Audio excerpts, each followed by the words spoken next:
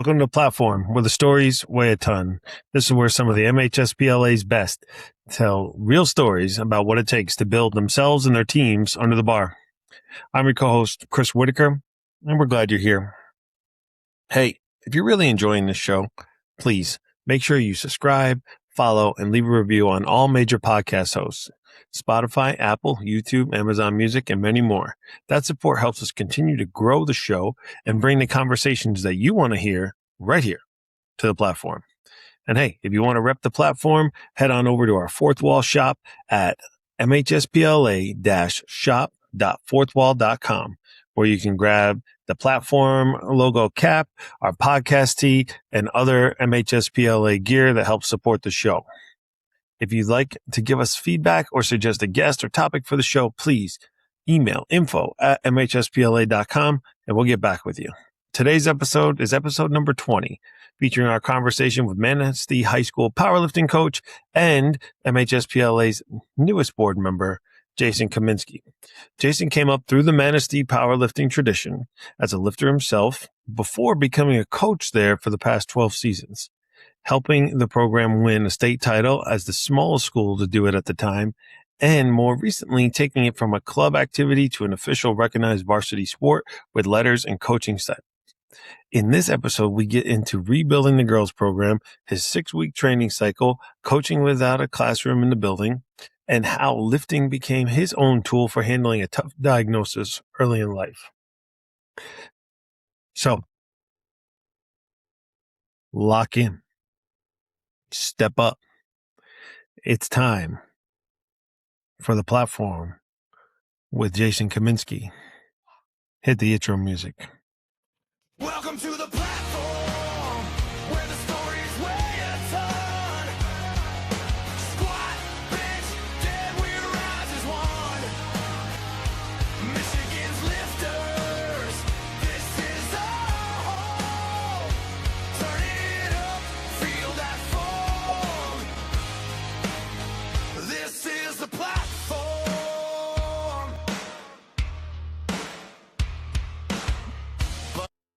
And here we are, ladies and gentlemen. The bar is loaded for another episode of the platform. I'm your co-host, as always, Chris Whitaker. I'm here with my partner in crime, the executive director of the Michigan High School Powerlifting Association. That's Coach Chris Gillum. Coach Gillum, good to see you again. Yeah, you too. Same as always. We're back.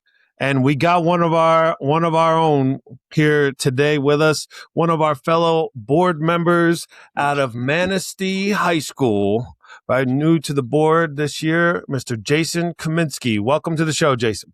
Thank you for having me. Yeah. It's going to be good to talk with Jason. Him and I have gotten to speak at meets a little bit. I know probably Chris and Jason have interacted a lot more. We say hi to each other. We talk to each other at meets, but it'd be good to get to know him a little bit more because we haven't had that time. So with that, right, we're going to kick it off first kind of with some background information about you, Jason. Like, what's your day job? What is your occupation? So I work for the city of Manistee as a wastewater treatment operator. So real nice and clean job. Yeah. So all the wastewater, like, so you guys have just a treatment plant. You work out of the plant, or you going around the city and then. So we're small enough that it's both. You work out of the plant, but you're going out to all the lift stations that bring it to you. So, quite a wide range. And I mean, important job, health and safety of everybody to properly treat wastewater. Besides powerlifting, what are your hobbies and interests personally? Staying active. I mean, so football is another big hobby of mine. Coach football as well for 12 years. And then just always a project, talk about remodeling the house, outdoors activities, up here in Manistee, you got lakes, rivers, just being outdoors, enjoying all that. So, Right. So getting outside, working on your house. We said before we started recording, you're in the middle of a remodel right now at your house. Yeah, half the basement's being remodeled, so it's been big undertaking. It's way overdue. It's taken about 2 years to do it, but And a you're lot doing all harder that than work. it is. You're doing all that work yourself. Yes, this part I've been doing it all by myself. When we first bought the house and moved in here, we did the whole first level in about a month, but I had hired some help and did that with them at the same time. So Skills I don't have, Gillum. Skills I don't have. I tell people all the time, I teach kids to lift weights all day. Right?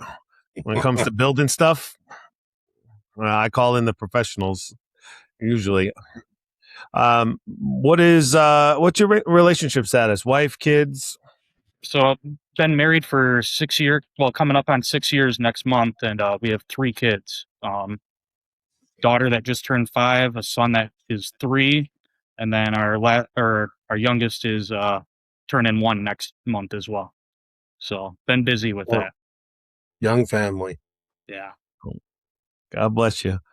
God bless you. I got 2 young ones too, right around the same ages. So I know Yeah. what you're going through. But I only got 2. We play man-to-man defense in the Whitaker household, much like the Gillum household was. Yeah. When you're outnumbered, it's tough. Yeah. My wife's uncle said it's like you said, zone with 1, man to man with 2, and then it's full court press when you get above 2. Yeah. That's awesome. It's a good analogy. Yeah. Jason, how did you get into the sport of powerlifting? So I was a junior. I didn't go to school at Manistee High. I went to Manistee Catholic, which is a tiny school that's actually closed now, but we had 20 in my graduating class when I talk about how small we were. And 2 of the kids on our basketball team, their uncle was Todd Miller. And Todd he was down at Portage Northern at the time. And then this was when Gus Kapolka left Manistee and went to Cedar Springs. There was the rumblings that Todd was going to get the job. Todd had gotten up here. And so through his nephews, I had heard about what a great power lifter he was. And I always had loved lifting. So it was like when he got up here, I had hunted him down, wanted to try it out and that. And it all kind of grew and blossomed from there. All right. So what year was that when you were in high school? So I graduated 2014, and that was in the fall of 2013 would have been when Todd got up here. Mm-hmm. So it was their first year at Manistee having a program. There wasn't many varsity lifters at the time, so he was just like, "Yeah, you can lift with us." So it was fun. Never really was a deadlifter up until that point. You know, only did it for getting a T-shirt. You know, we did T-shirts for 800,000 pound club and all that. So I'd only deadlift whenever I was getting close to something, and I just put whatever was needed on the bar and pull it and call it good. Yeah. So it was, and at that point, never straight bar deadlift. It was all hex bar, which A little easier. yes, little easier. So, and that's where it was funny. It grew pretty quick when I started with them in November. My max for deadlift was like 315 in the 207 weight class. And by the state meet, I was pulling 500. Nice. So it moved quite quickly. Yeah, Todd's lifters were always really good at deadlift. I mean, some of them were tops. I mean, like if it came down to the deadlift, his lifters were going to win the meet. So that happened wherever he was at. So we're going to have him on. And then we're going to also invite him back for a deadlift, like a symposium, if you want to call it that. Have him give us some what his keys were for deadlift. So that's great that you mentioned that. Right. So you said that you graduated high school in 2014. You power lifted in high school. How long have you been involved in coaching the sport? It's been 12 seasons right out of high school. So my plan was to go to Albion College, play football there. I had actually torn my labrum in football in my senior year and never had it repaired until that following August. I was just someone that didn't want to sit out of sports. So I played basketball, power lifted, through shot put and track and played baseball, all with a torn shoulder. And then it kind of got to the realization of I need surgery before. There's no sense in going down there. I ended up staying home. And I got on coaching with Todd and all them, and it grew way more than I thought it would from the beginning. I thought I was just going to follow them around and learn, and showed up to the first day of football, and the offensive line coach goes, "Oh, good, you can coach the D line. I don't want to do anything with that." So, 18-year-old kid, and took over the defensive line, and been coaching that pretty much ever since. But it kind of grew with powerlifting too, and they were always the three of them. Mike McGuire, Troy Byberg, Todd Miller. They're all football coaches, and big proponent in powerlifting, making them better football players as well, and truly see that. Awesome. Great. No, Mike was a former board member, Chris. I don't know if you remember him or not, but the shorter type guy, probably 150, 60 pounds, beard, pretty rough, gruff voice. But yeah, he's coached powerlifting a lot, and I think he kind of learned under Todd Miller himself. Yeah. So yeah, he was on our board of directors for a few years back, probably like 2018, 19, 20. Basically, right after COVID, he stopped being on the board. So probably about the time you joined the board. Yeah, probably my spot was probably his, or I don't Maybe. know. I don't know. Might have met him once though. I think because I was around at that time. Our first year was 19, and so might have met him once. All right, kicking to you, Gil. All right, so you've already mentioned Todd, obviously, and the other guys that they were like mentors for you in the football and in powerlifting. What do you recall like learning that from them that like you still use today as the coach of Manistee? Like what's something you learned that you're like, man, we're going to keep doing this because it works. I would say more in just a strategy standpoint. Knowing the numbers, changing the deadlift, knowing the rules and how to work the rules in your advantage. Stolen a lot of places for kids over the years, and that was something that the three of them were great at and big on teaching you, and can remember Troy was a big proponent of, before we had all the technology we really had with it, and you had to do it by calculator and paper. Troy would drive you up the wall, do the numbers 20 sometimes, but there was a reason for that, because he had a kid that should have been a state champion, and he did the math wrong, and the kid pulled the deadlift no problem, and he ended up losing the tiebreaker. So, I just saw it yesterday in our baseball district, how we ended up winning the district, and it was on a rule of the first kid that touched home plate didn't touch home plate, and the next kid came through and touched it. Kid before is out, and so instead of it being a walk-off win for the one team, we ended up winning, and it's details matter.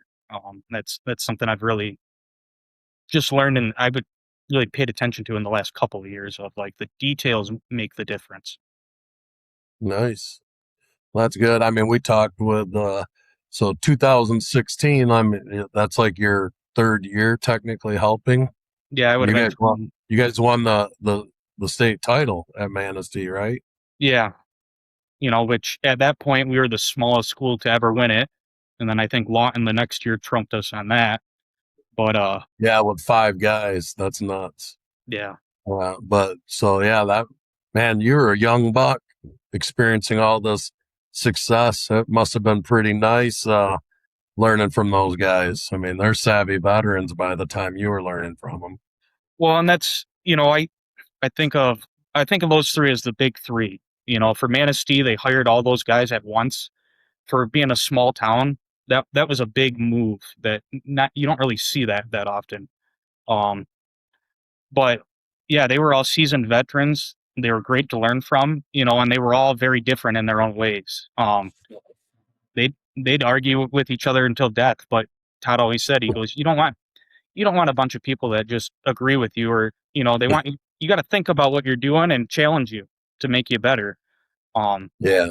So the thing that I would say is, I thought it was going to go on for. I still thought they'd all be here. At 20 years old, I kind of naive in that way of how things change and how life pulls people in different directions. So that definitely is something of. I thought they'd all still be here. We'd all be still doing it, and that has not been the case. Obviously, I'm the only one here now.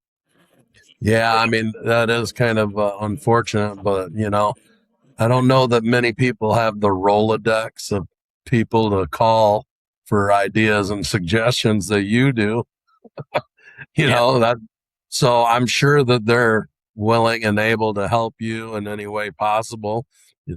I don't know, how often do you like reach out and talk to them about, things, or try and toss an idea around through them? I mean, I'm probably talking to Todd once a week. Um, I mean, he's been like a second father to me. Do anything for him. I'm actually, he's moved around so much. I moved him from here to Georgia. Then a few years later, he moved out to Phoenix. And then I moved him from Phoenix to Florida. So he's been all over. Um, I ended up coaching with Troy the longest. Troy just left a couple years ago. Still stay in contact with him quite a bit. He's still got a place up here that I kind of look after, so that helps keep us in touch. And then just with Mike, Mike was only here. I think Mike left in 2017. He went back to be the hometown hero at Martin, and so, I reach out to him probably once a year just to see how he's doing, but we just never were able to get as close as what I was with the other two, just through time together. Sure. And for our listeners, you mentioned Troy. Like, Troy was integral in helping develop basically the program that we use for scoring at a meet, correct? So it's actually our offensive line coach, who is also Okay. at Troy. He was the one who developed the majority of it, and then I want to say Denny from Croswell, Lexington, is the one that kind of tweaked it, because Denny probably, Sure. I know he knew the rules better than what our offensive line coach did with it all. Yeah. But that was a big game changer, bringing in the Excel program, because I can remember being up at Traverse City West, and we're still doing it on paper, and Coach War at the time is having everyone play horse for lightning. And it's like, what are we doing here? There's got to be a faster way, and now to see how fast, instant results, how you can live track it now, it's made the sport a lot better. Yeah, that you're talking about the 2013 state championships at Traverse City West. Yeah. Yeah. I mean, that it was on paper for a long time. Yeah. Yeah. But I mean, that alone changed how you coach. For sure. Changed how people had to work at a meet too, because you had to make copies of the sheets in between lifts, in between like squat and bench, so they could make sure that everything was done correctly, that they're adding everything correctly. Had calculators at all the tables, Coach Whitaker. So, because there wasn't necessarily a avid use of cell phones. So yeah, it was different. It was unique. Yeah. It is crazy. Like, I can't without, because everything I know is either what we use or lifting cast. So it's like, I can't imagine running a powerlifting meet without it. I can't at all. Can't fathom it. You want to take the next one too, Chris? So then we get back on our rotation. Sure. All right. So we know you're new to the board. Obviously, you talked about some of the changes since you started coaching and when you were a lifter. What do you hope to do being a member of the board? What's the reason why, when we approached you about being on the board, that you decided, I want to give this a try? What are you hoping that you can help with? I think when you look back to what what we've done when we first started hosting meets to what we do now, as far as the involvement of people just in their surrounding areas, the sport has grown a ton. Our first meet that we ever hosted was 115 kids, and that was girls and boys combined. This past year, we had more than that in just girls. So to see that grow in a relatively eight-year span, is cool to see. I'd love to see it grow more, but I also think if we get as big as like how football is, if we have 500 schools participating in powerlifting, we got a lot of hurdles at that point as well. So, I mean, I want to grow the sport more, but we're also going to have to educate and have more people step up in order to make that happen. Yeah, it's great. Thank you. Yeah, I mean, definitely. Well, that's one of the reasons why we want to do this, is to use it as an educational tool, to use it as an information tool, to push the people that are involved in our association and maybe some that are thinking about it. You know, like I can think like in that area, my area here alone, there are plenty of schools that have strength programs, but their kids don't necessarily get involved in this in the wintertime. So trying to pull them all in. For any of those coaches that are looking to start a program, what's one piece of advice that you'd give to them just starting out? I mean, with that, I would just say, reach out to others. Prime example would be one of our former lifters. She works at a county school around us, and she got approached by some kids like, "Hey, you power lifted back in the day. Would you do it? We want to do it." And so she had reached out to me multiple times this year, and I think it's just, with introducing us board members and in the different regions, hopefully new coaches or people that are interested in it aren't afraid to reach out and just see what that first step is. Because it can be intimidating. I'll get emails in November and December about our meet about like it's a parent like, "Hey, can my kid lift?" They're not a team, and it's like, "Yeah, you can. You're just gonna sign them up and all that." But I think it can be intimidating to get started. But you just find someone who is able to reach out. You can reach out to that you're maybe know or don't know. But I feel like everyone on the board and really all of our coaches and the whole community, I think that's what's cool about powerlifting, is very supportive and helpful. Yeah, absolutely. I mean, even if they just shoot to the info at MHSPLA.com, like we can answer it. Or Chris will probably answer it before me. He gets it to it way before me. I don't look at that email too often. Or at Yeah, least, unfortunately, I check that one probably second. I'll check, well, during the school year, I'll check my school one, then I'll check the powerlifting one, then I'll check my personal one. But yeah, it's a whole routine for me. Now that it's summertime, I won't be checking the school one. I'll just be checking the powerlifting and personal one. So I usually get on that stuff. I check it a couple times a day and I answer them. So no. And that's it. I think that is good advice. Like none of us are here to keep anybody out. Like we want people to be better. We want our teams to be better. We want our kids to be safe all across the state and putting up big numbers in a good manner. So that, I think that's great advice. Well, for the new coaches coming into the organization. yeah, for sure. So at Manistee, is powerlifting considered a sport? Do the lifters receive letters for competing? Yeah. So You get paid a stipend as a coach? yes. So we've been paid. We were paid from the get go. That was something that's always been there. Um, this is my second year as a head varsity coach, and never interviewed. They just said I had the job, and then middle of last year, it was like, "Oh, hey, we're gonna count this as a varsity sport now, but here's the set of rules you got to play by."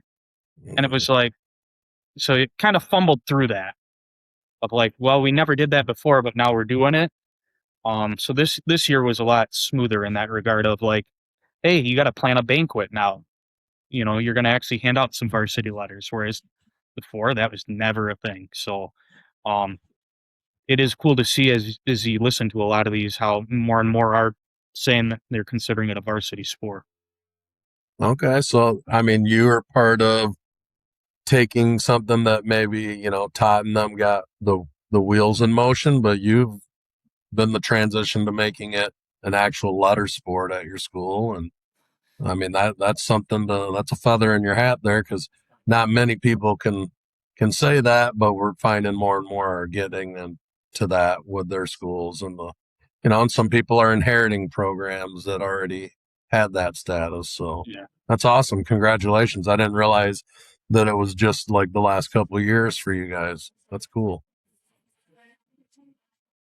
So within your program over the years, Coach, how have the numbers changed, or have they changed at all? Have they stayed consistent in your time? Yeah, they've floated around. I mean, we're a school that's trending downward in enrollment.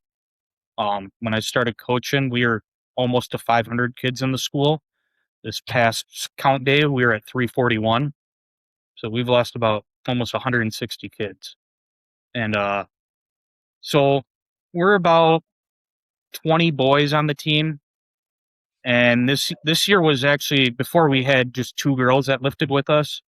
Wasn't something that we really pushed too hard of trying to get the girls to lift. Because in our day, being in Manistee, you're going to learn, Chris, when you come up here next week, we're close to nothing. So coaching and driving down to Ionia, which is 2.5 hours, and you're leaving at 3 a.m. We, we were kind of lazy in that regard of pushing it too hard to get there for the girls' meets.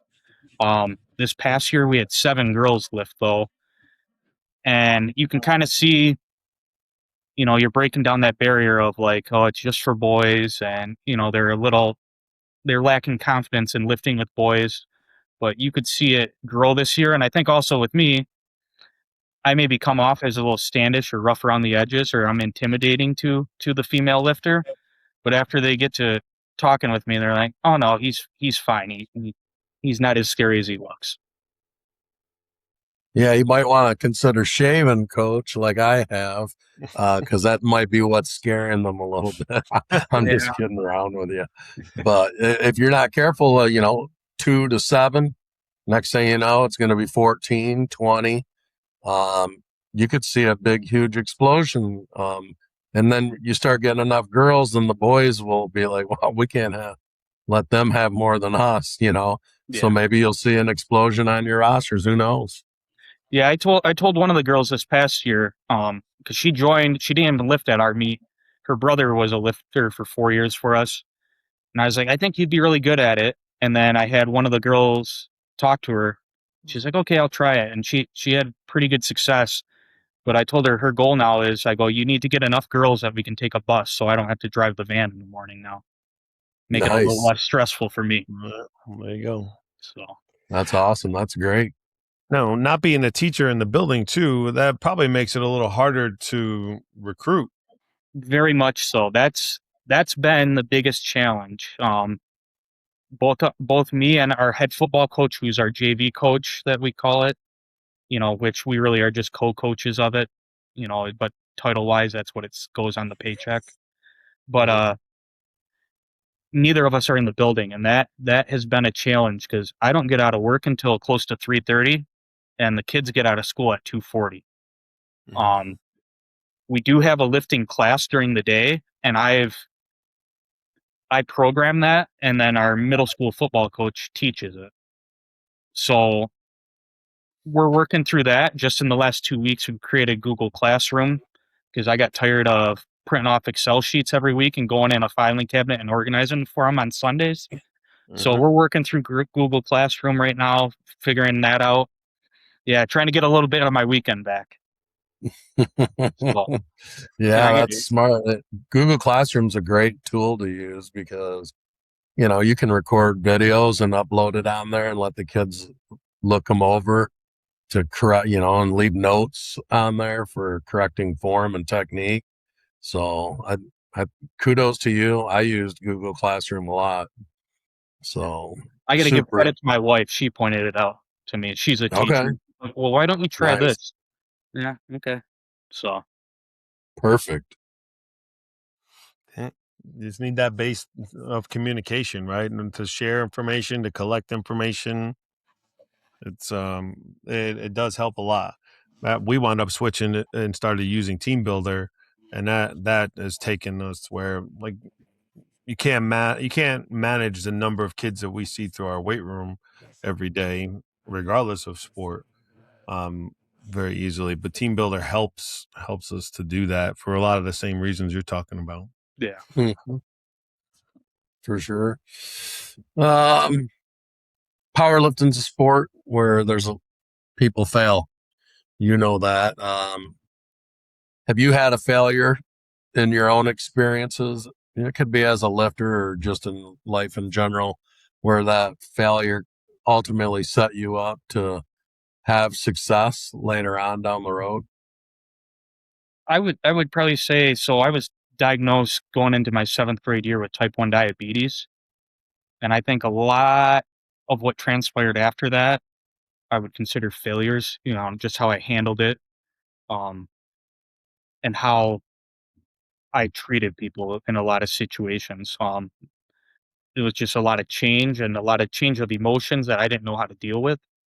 And so looking back at that, that's definitely a failure, but I also look at it and go, lifting's what also got me through that. Um, lifting helped me regulate that and kind of grow from it and mature with it. And I think that's where I became so passionate and into powerlifting. Was lifting can be, I say it all the time, a great cure for mental health. It builds confidence. It reduces stress in a positive way. I mean, that's where you can see where it's been so life changing, and I can see it in kids that I've gotten to coaches' life of how it's changed their life. Yeah, it's therapeutic. I use it to, if I've had a rough day, I'm going to go work out for a little bit, get your mind off things, get some tension. I think that's awesome. I think that's been a common theme in some of the people that we've interviewed on this podcast too, is, like you mentioned earlier, like people gaining a sense of confidence within themselves. And you can see it. You can see it as it develops within the kids. And sounds like you had your own personal experience as a lifter. So it helps you connect with the kids a lot, I'd imagine. So awesome. Thanks for sharing. Yep. Confidence building under the bar, doing stuff you never thought you could do. It's and then all of a sudden you go to this meet where you're afraid to be there, and a person at your rack is high fiving you. You don't even know them when you come off the platform after a big lift. Like it training and powerlifting in general, I think, does that 100%. So what do you think, Coach, is the hardest thing for you to teach within the sport of powerlifting or training? I think deadlift can be a challenge at times to teach. Some kids take right to it, and other kids you gotta really tweak the form with them. We got some kids that are just naturally strong and they just want to bend over and hinge the whole time and lift it up. And it's like, that's great, you can do that, but you're gonna hurt yourself. You gotta do it right. Take your time, do it right. So The deadlift, 100%. And even though it's called the deadlift, I heard somebody say this once, and I think it's funny. Kids get a little stupid with the deadlift because there actually is no fear of death.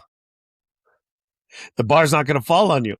yeah, Right? The squat, the bench press, the bar can fall on you. Death. Right? Like, yes, we know we can get hurt from deadlifting, but they get a little silly sometimes and put a little too much weight on that bar.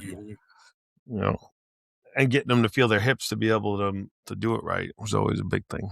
Yeah, I trying to correct bad form on deadlift is super hard. Even with video use from my experience. So I'd agree that's one of the toughest things to teach. So, Coach, with your training, I mean, you learn stuff from Todd Miller, and you probably have, used some of that stuff possibly in your program. But like, are you a like RPE type coach, like the rate of perceived exertion? I'm not sure if you're familiar with it or not, and maybe you are. Do you have kids tell you how it feels, or are you more of a fixed percentages guy and will adjust the percentages if you're struggling? So we do 6-week rotation, progressive overload. And it all depends. I got almost all of our kids are multi-sport athletes. So like they know they can back off a little bit if they're a 2 to 3 basketball game week. Like they're going to take it easy. So they have that freedom in that. They know I understand that. But I'm a big still in the 1 rep max. Your max is your max. You gotta be able to do it. Okay, good. That 6-week rotation. Well, Yeah, that's definitely from Todd. So we learned that. Oh yeah, And it has not it's great. changed. I'm a 6-week rotation guy too, and I mean sometimes when you break it down, it's technically 3 weeks because a lot of times it repeats itself. Mm-hmm. Yes. The percentages could change slightly, but as far as the rep system, the rep and set system is like a 3-week repeat a lot of times. Yeah. So guys, the 3-week pendulum wave is how you properly load from one side to the other. I love it. He keeps breaking out more and more. He's got a library of lifting stuff, and it's awesome. They're all within my probably reach. get lost in there reading all your textbooks and everything you got in there, but it's cool. I can't get through them all. Well, I was going to say I haven't read a paperback book probably since college. Oh, okay. I'm audiobooks now. I can't sit still long enough. Well, Louis probably didn't have anything printed in hardback, so no, he has no choice but paperback. Paperbacks. I even downloaded an app called Speechify where you can take text or upload PDFs into it and it turns it into an audiobook. So Nice. Snoop Dogg has read me a lot of information on Speechify. Shout out to the homie Snoop. That is pretty good there. I like that. Basically, any text you put in it, right? And you pick the voice, and one of the voice options is Snoop Dogg. So, Nice. I know the DOG. So we're talking a little bit there about kind of how you structure your training, right? You run your 6-week waves. Any more detail you want to share with us with how you program your kids? So it's how it is your weeks 1, 3, and pretty much 5, like Chris was saying, they're the same. So it's a 1x5 at 50%, 1x4 at 60, 1x3 at 70, and then 5x3 at 80. And you're done with your percentages. And then we do like a speed squat or bench or deadlift with either bands or chains, which is like being week 1, it'd be 15 sets of 2 at 50%. And then 3 auxiliary lifts that we switch out just depending on what I feel like we're struggling with. And that's pretty much our workout. So does your volume tend to be very similar? It's just even though your reps change, your sets will mimic it to where your volumes ends up being kind of the same all the time, or does that even taper itself? Like It'll as you taper. get So like the week 5 will really taper back because then in week 6 you're maxing. So we're trying to rest that week before. So like I think our last set in percentages on week 5 is only like 75%. Okay, so the percentages drop. Do the sets drop too? No, the sets stay the same in that regard on that week. And then like on your weeks 2 and 4, you're hitting your 90 and your 92.5% on like 3x1s. So those are your heavier weeks where you're gearing up, and then you have kind of a rest week the next week is what I'd call it. Nice. So when would you install this program? Is this like after Christmas during the powerlifting season? Do you do it year round and you just kind of adjust as wherever it falls? So yeah, it's pretty much year round because we'll use it for football as well. And that's what I tell a lot of people I work with. Like they'll be like, "You're still doing football or lifting?" And it's like, "Yeah, it's year round now. There's no time off." So it falls pretty good like throughout the school year. I don't know if it's just been luck, but like before Christmas break, we'll work out perfect. We'll hit a max week, and then you come back off of Christmas break and you're resetting. We just finished this week was our max week, so I got 1 week of school left. I'll probably let the kids have a little free time, do what they want with it, and then we start football that next Monday, June 8th, and we'll start week 1 all over again. Awesome. Talk to Whitaker. He does like a bunch of different types of competitions when stuff falls like that, don't you, Chris? Yeah. Well, those we just mix those in to the training period. So like Yeah. we do with 10 throughout the year, we do 10 different events and then keep points like strongman style. So like tomorrow it would start the last event, flip, carry, drag medley. So they'll flip a tire, they'll carry an Atlas stone loading pin with bumper plates and a clip, right? So, Yeah. and then drag a sled for that. But that's really more for the competition side of things. Yeah. The But way it's just it's a change up, right? Kids Yeah. love it, don't they? Yeah, I mean some of these kids, and I don't know if you guys see this. If they know they can't win, if they can't beat the best guy, some of them won't do it. Yeah. Because it's not, we don't force every kid to do it. Like, all right, hey, here's the rules. Here's what we're doing. Right? They know at the end of that whole thing, if they score enough points, there's a big barbecue that I cook all the food, and we get trophies that are made by our ceramics and our wood shop classes for them. Like, so, but if they know they can't win, they can't beat the first guy, they won't even go and try. And Oh wow. That's I too bad. see more of that too nowadays, and it's weird because I'm extremely competitive, probably over the top when it comes to that. So, Yeah, I'm with you. Like, don't tell me I'm gonna lose. I will know when it's announced. Other than that, I'm gonna assume I can win. I mean, my You wife, know, it's my wife's the same way. We can't even play cards together anymore. We get screwed out of hand.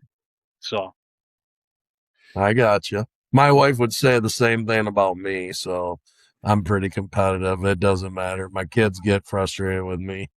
You know, I've shared with Whitaker like just playing pickleball and stuff, and I just have fun like talking a little smack, and they get frustrated because they think I'm showing off. I'm just trying to have fun with them, you know. But that's cool. Well, good that's what, luck with this last week going into the summer, and then I'm guessing you're gonna just reset the training schedule after next week. yeah, yep. We'll just start that week 1. So pretty much like a bye week, we'll call it. And Okay. I'm with the last week of school. I'm sure not much gets done anyways because they're taking exams maybe. So it's all they may not even have the class every day this week. So Sure. that's where it's like, yeah, just enjoy it. They've worked their butts off all year. Let them have some fun with it. And all of our seniors have been done now. So there's only Oh yeah. half the class is only there now. So it's like, yeah, Right. we'll take it easy Gotcha. for a week. All right, we're gonna do our rapid fire round. I'm sure you've heard it listening to the other podcast episodes. So, but for you, what I want you to do is your first answer should be for you as a coach, like what you want your actual lifters to do, what you choose for them. And then give us a second response for you as a personal lifter, because you lifted yourself. I'm sure you still lift. So first response should be for as a coach, and then the second one as a lifter yourself. So is the favorite lift squat, bench, or deadlift?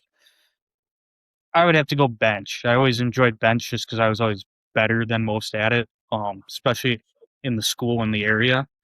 Um, but in that year of powerlifting, squat crept up there too, because that we never squatted below parallel or any of that. And Well, it, I don't know, it was just a different experience I had from lifting before, and then once getting to know Todd, how that changed, and it made it a lot more fun. all right.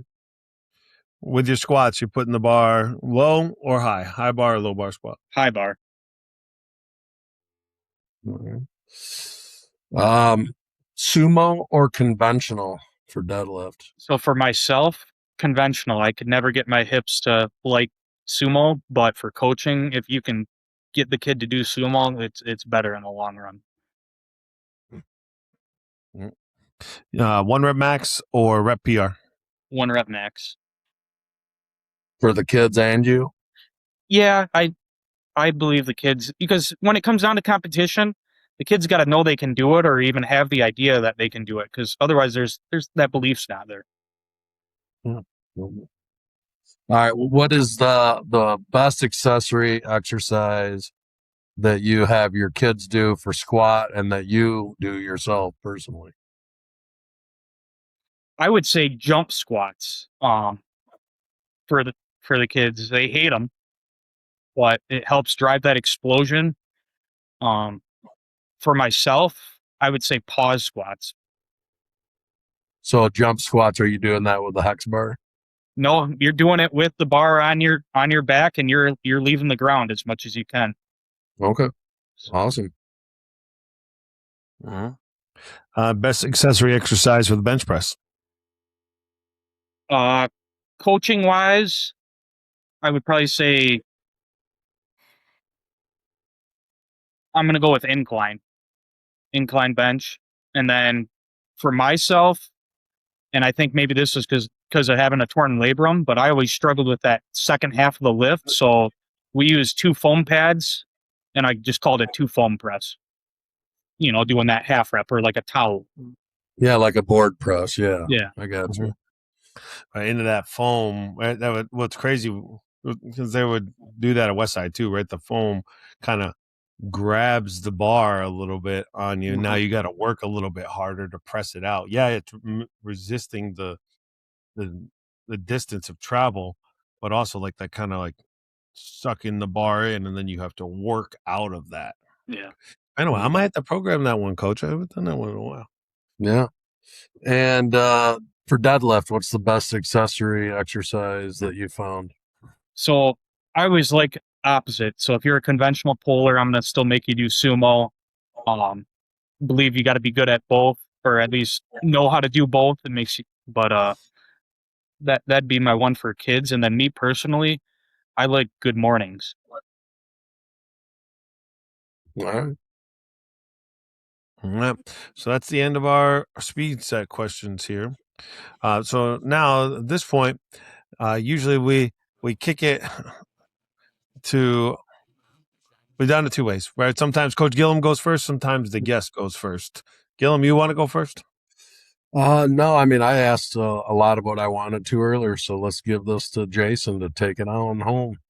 Yeah. So anything, Jason, that we didn't discuss that you want to share with our listening audience? What's the name of your assistant coaches that are helping you? And who's the middle school coach that teaches the class that helps train your kids? You want to give a shout out to those guys? Yeah. So Elvin Rochelle is our JV coach. He's our head football coach. He's been with us since 2018. And that it's been fun to have that. He's been one of the guys I've coached with longest now. This year is actually, I'll be the longest tenured coach in our program between football and powerlifting. Our middle school football coach is Joe Henges. He was a history teacher, and he coaches middle school football, middle school basketball, great with the kids. And I first asked him when Troy Boyberg was leaving, I'm like, hey, would you be interested in this class? Like, there's a lot of benefit to it. And he's like, nah, man, I'm good. Like, and just completely shut it down. And I'm like, oh, okay, well, I guess this is kind of dead because there's no one else. Well, then thankfully Troy had talked to Joe for me and was like, you should really do this class. And I'm glad he listened to Troy, because he's taken it over. He's made it a little bit of his own. He's a great motivator in his own way. That, you know, he's that get in your face kind of loud guy. He'll have you running through a wall. So it's worked out great, and he's gotten us through this transition period of changing heads, I guess you call it. Awesome. Any social media, public facing social media that you have for you or your program? I don't have any for our program. I probably should get, it's one of those things of trying to do a couple things really well rather than do everything poorly. So it's probably something I should promote our kids more than what I do on social media, because that's how kids see it nowadays. I have all the social media, but I'm not one that posts much. I'm the type of person that'll rip the whole house apart and then go, "Oh, I should have done before and after pictures," but I didn't take any pictures before, so there that goes. So. Yeah. So that's, believe me, social media. Yeah, you always forget to do that. Try not to do that with your kids as they're growing up, because my youngest will always go, "Well, how come there's so many more pictures of Morgan than me growing up?" My sister says the same thing to my parents about that. They're she said I'm the favorite. Yeah. So. All right. Well, Coach, if you don't have anything else, we will thank Jason for his time. Appreciate you coming in. Jason, you're going to be which region? Secretary, and he's region, what, 2 and 4, kind of? I don't remember the numbers. I just know I'm going to be anywhere from the US 10 up. To Northwest Michigan. Yeah. 1 and 2, basically. Yeah. I would say all the way up, even the east side, like the Pinconning area and that, I would say. Mm-hmm. Look at me. The New Yorker knows where. Yeah, he's 1 and 2 primarily, and part of 3. Him and Darren Conrad will share 3. There's not as many schools in Region 3 currently, but if it changes, then we'll probably look to add another person to the board to help organize and run those regions. But we're glad to have you on the board of directors, Jason. Looking forward to, developing and moving this forward with you on board. Appreciate you. Yeah, no, I appreciate the opportunity. Well, this has been an episode of The Platform, where the stories weigh a ton. So there you have it, folks. That's episode 20 with Jason Kaminski here on The Platform, where the stories weigh a ton. Until next week, I'm Chris Whitaker, signing off.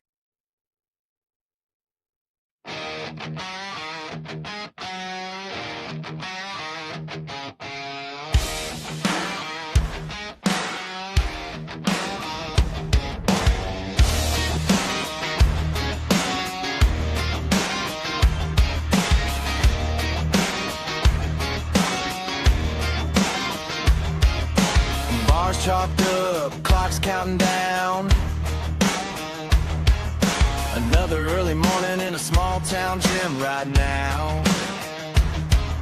Steel on sleeves, heart in your hands. Every rep, every meet, building Michigan's strongest plans. Welcome to the platform, where the stories weigh a ton. Squat, bench, dead, we rise as one. Michigan's lifters, this is our home. Turn it up, feel that foam. This is the platform.